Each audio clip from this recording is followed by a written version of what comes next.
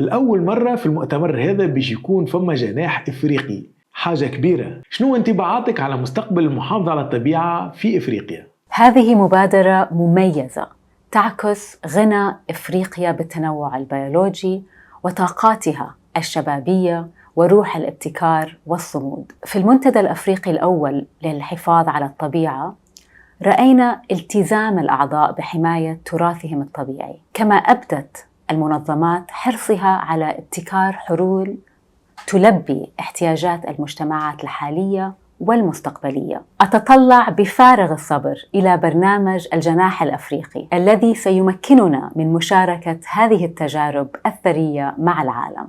عايشك رزان على المشاركة، متشوق برشا باش نشوف الناس الكل في المؤتمر في أبو ظبي. شكرا لك ربيع، أتمنى أن أرى الجميع في المؤتمر لأننا بحاجة إلى جهود كل فرد لنحدث فرق من أجل الطبيعة ومن أجل الناس. ما تنسوش تابعونا، شاركونا في النقاش، ونشوفوكم في مؤتمر الأيوسيان العالمي للمحافظة على الطبيعة في أبو ظبي.